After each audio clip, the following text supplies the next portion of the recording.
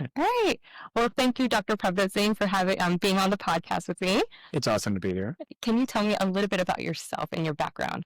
I grew up in my early childhood in Nairobi, and we came to the U.S. when I was about 10 and went to school in New York.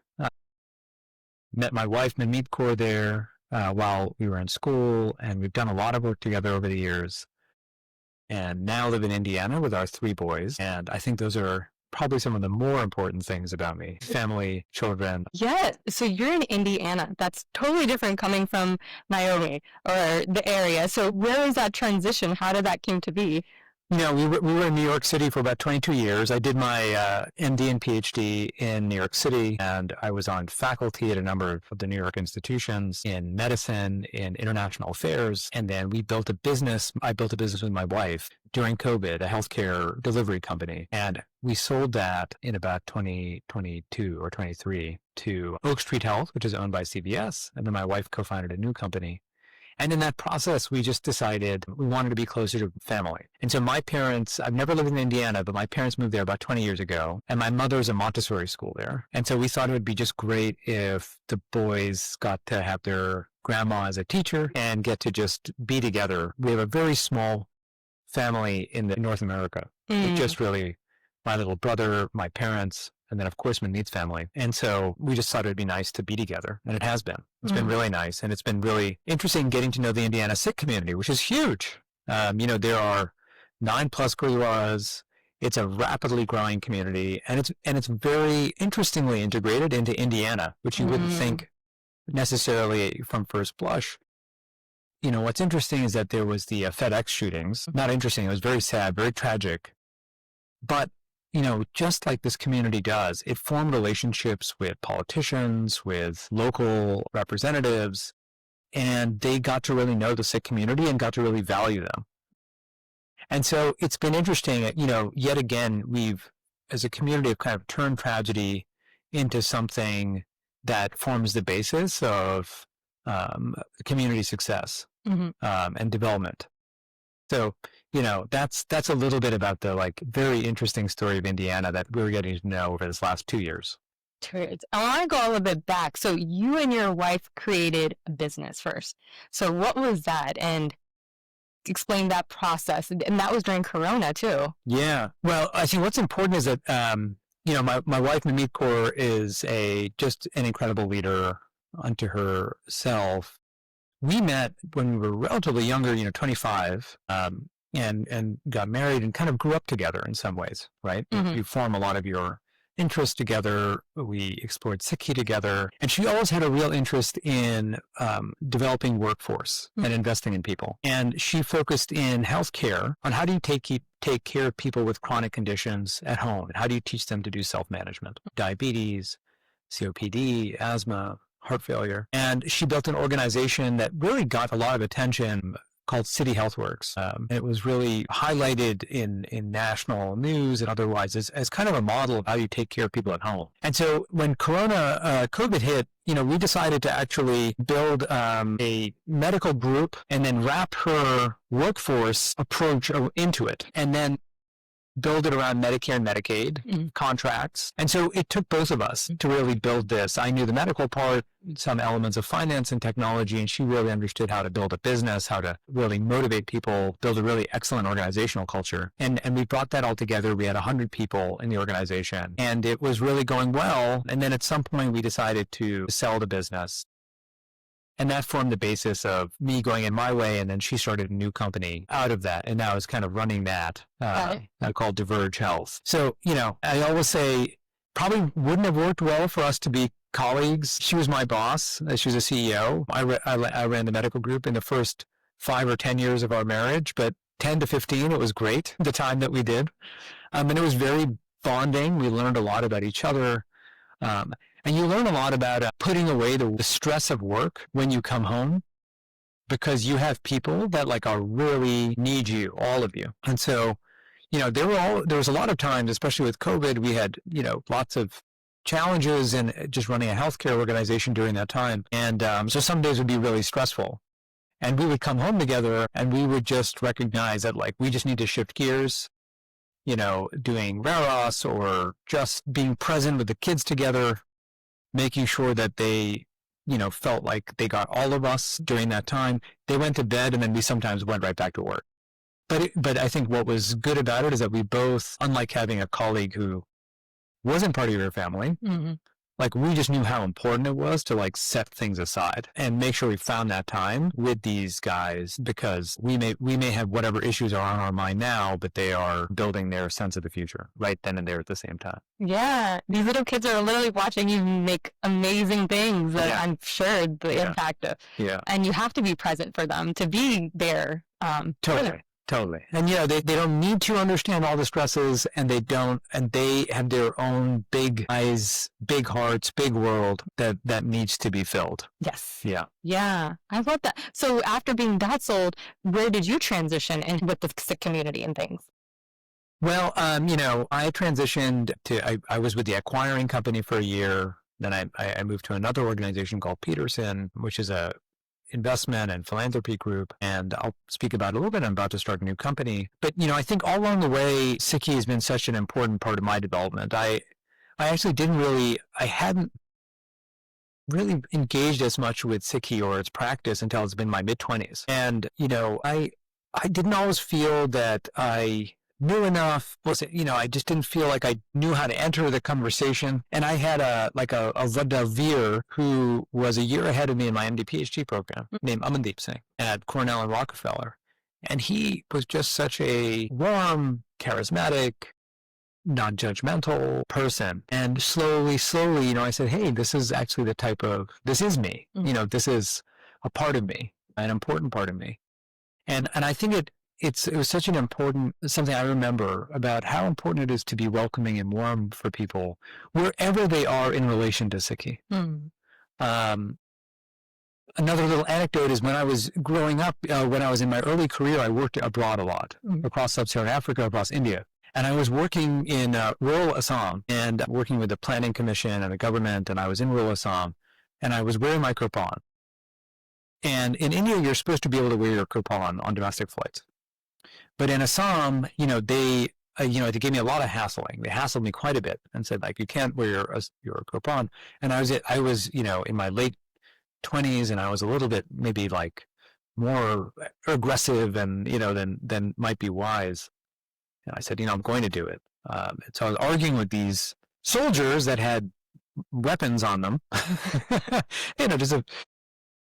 The beautiful thing about our culture. You're just like, that's totally popular, but like, sure. We'll make it happen one way or the other. But, it was interesting because there was the pilot, had cut hair, and he was a tall man. And I realized that he had somewhere in his picture, like a Sikh background, somewhere, some tie. And he said to these soldiers, leave this guy alone. I'll carry the kirpan on the flight, and then I'll give it to him. And, and when we were walking together, he said, I had Nani who I loved. Uh-huh. She was sick. And, I, just never really found that as part of what I did. But what it really it said to me is that, like, it's so important to give that PR, that warmth to everybody, because you never know what link that will be with another situation, another sick, who's going to come to help, who's going to break a tie, who's going to break your way. And if we push people away and they don't feel warmth in their heart, it's travels. And so, all these things come together, which gives me my philosophy or approach, which is just,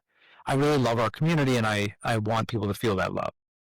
Yeah. I love that. And that's so beautiful. I love that you mentioned that, because we do need that. And I feel like a lot of us especially first generations here, it's like we get lost. We don't know where we are. We forget who we are.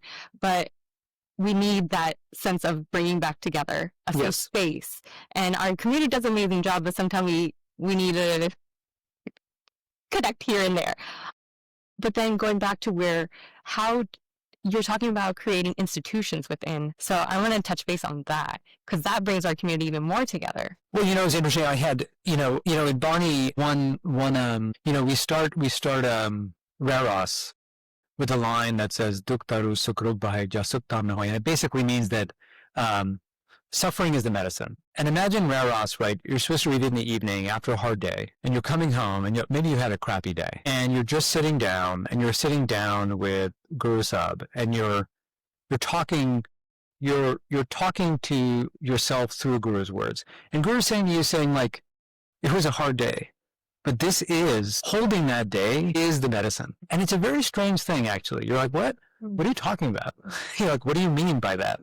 Right? Mm. But it's a very interesting thing where you say, suffering is a medicine. And I think I've had the privilege of getting to know the community during some hard times. So in 2013, I was attacked in New York, which became widely known. I think sometimes people remember as Prabhjot Singh, professor at Columbia, who was attacked and then, said nice things. And I think what is missing underneath that is that there was a lot of people that supported me during that time. Not during that time, after that time, and even today, people are just so warm. Because I think that they saw somebody who was thinking about the community in response, while also, just dealing with a hard situation. And I think like what is important in that story for me is that helping people when they are in a moment of challenge is the seed of institutional development. Our motto is Deg Deg Fateh. And when you ask, well, what does that mean? It's really simple. It says, sword and victory in order to maintain the ability to have a cauldron to feed the community. That's it. And it's really quite interesting. You hear it, say you hear Deg Deg Fateh, and you don't think about it, but really what are we saying? We're saying that we will raise a sword and fight for the ability for people to sustain themselves and develop themselves. And who needs that most is people who are hungry. Yeah, the pias that you were talking about. Right. And people that are hungry, right? And if you can be there for that time when people are hungry, you will form an enduring bond with people. And what we are beautiful about is that we don't convert, we don't proselytize. So we don't take advantage of people when they are suffering. And if you are able to help somebody without taking advantage of them, they will regard you greatly, and they will give more than they received. Mm-hmm. And that is the nature of institutional development.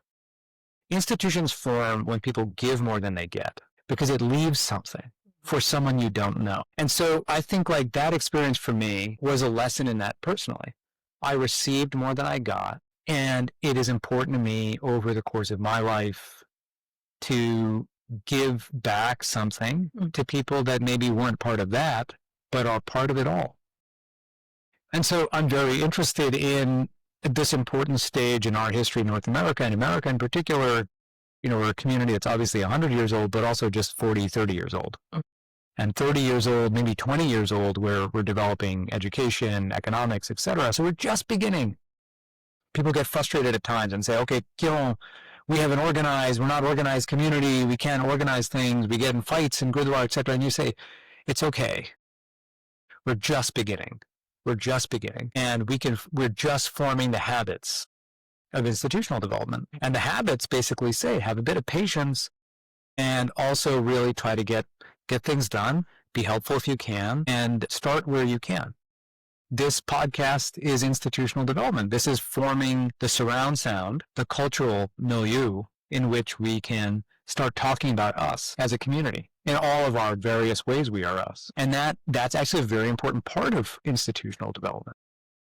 And so, at any rate, I think like I'm very appreciative.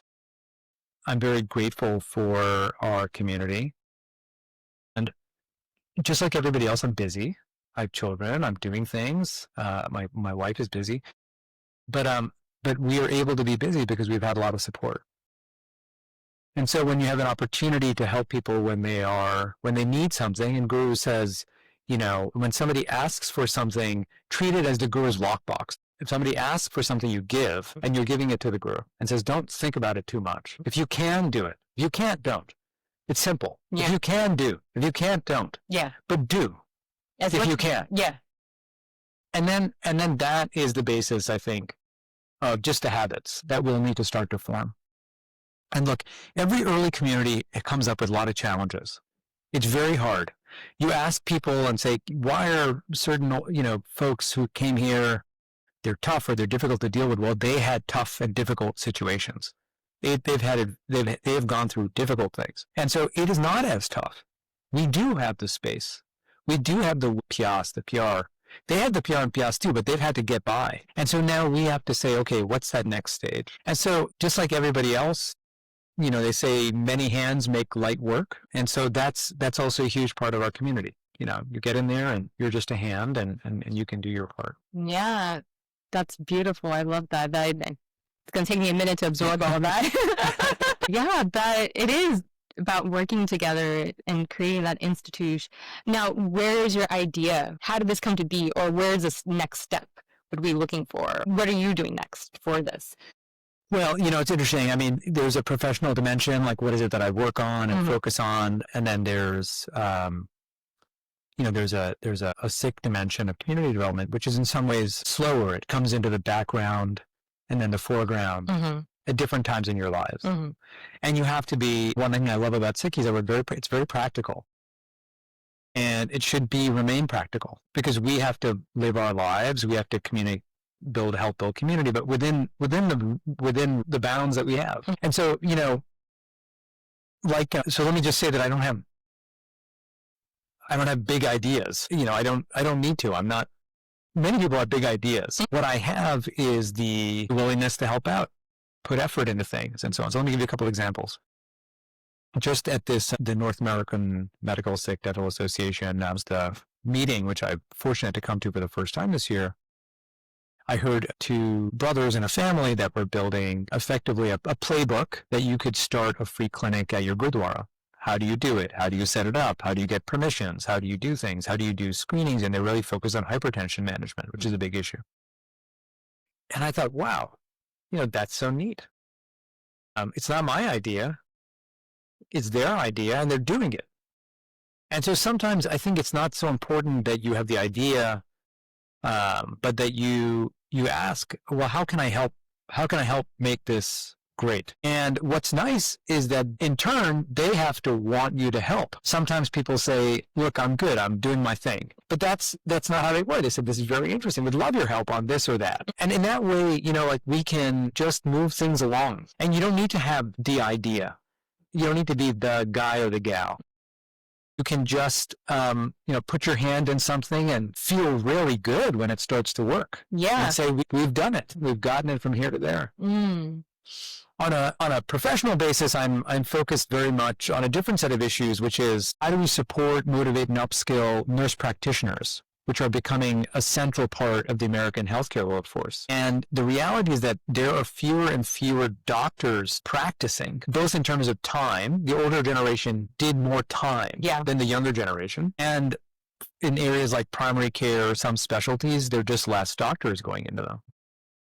And nurse practitioners are kind of filling that space. And the challenge is that their training is very fast. It's often mostly online, and there's very little training afterwards. And that's new because the older nurse practitioners were nurses first. They spent a lot of time and created this idea of parity. But now, things have changed again. Life is full of constant change, right? And so the question is, over this next 10 years, as nurse practitioners become a dominant part of the workforce, not just in primary care, but NP-ONC, NP-Kidney, NP-Psych. How is it that we can make sure that we understand where their skills are? How do you support them as they enter visits so that they know what actions to take? And how do you do that at scale with both service and technology and mix of coaching and data? And so I'm working on a new project called Altitude, focusing on elevating clinician performance. And so that's been a passion project. And I continue to do work kind of on the institutional side with Peterson, the Peterson Center on Healthcare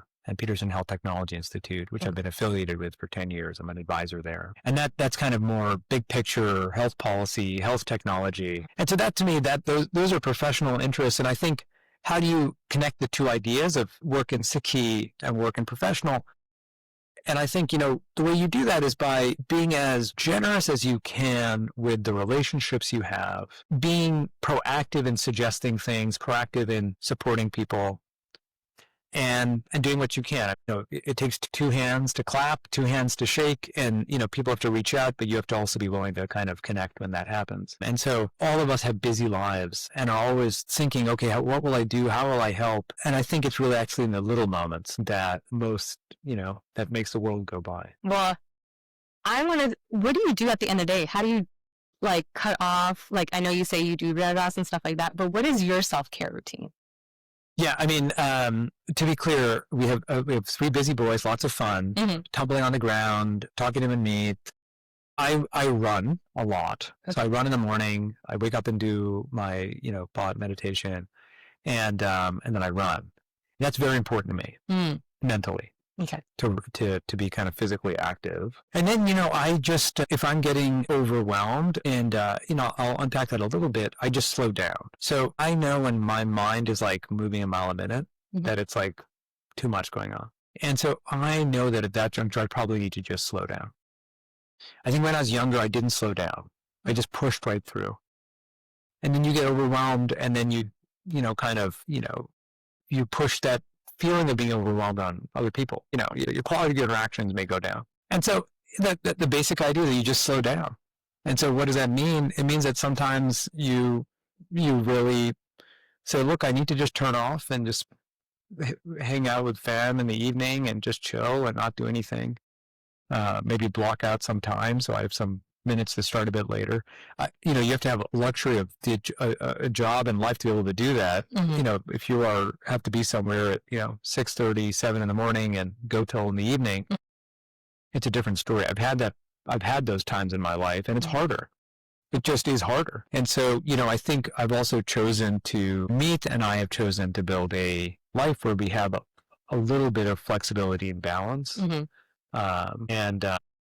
And there are trade-offs in doing that, but you kind of begin to know yourself a little bit. So, yeah, I don't know, it's as simple as that. You just slow down. No, that's good. I mean, some people don't even slow down. It's hard to sometimes just to sit and assess that, like you said, and be able to be like, no, I need to just pause. And especially with this work you're doing, it's a lot, and you have to step back a little bit and reconnect so you can do better as well for the next day. Yeah. I love that you mentioned that. And so you're already working on something else. How can we support you? My goodness. I'm very interested in speaking to nurse practitioners in our community. I want to hear their experience. I want to hear how they're supported, how they're not supported, how they're invested in, how they're developing, their aspirations, what they wish they had. I'm really interested in speaking with nurse practitioners, people who teach them, who train them, who support them, and just understanding like what does a better professional experience feel like from out of school in a care delivery organization after. And so, that's important to me. And I think if there are doctors who constructively, proactively work with supporting nurse practitioners in their organizations or have specific constructive comments about how their training, how their practice can improve, I want to hear that too. And so, I think like you really need to listen and hear from people about how things are going, as you're starting to kind of work through solutions, Okay. Amazing. Was there anything else you'd like to share with the listeners? Just that it's so nice to be where we are now, which is amongst people of all ages who are really interested in the health of our community. Yes. And it's just such a warm environment. I hope that people who are listening appreciate that there are places that are just sending good vibes out to them. That's it. That is so important. I think when we get caught up in our daily lives, we just need that reminder that there are people out there. We're rooting you. Keep doing what you're doing. Yeah. Anything else? No, that's it. Well, thank you. Thank you.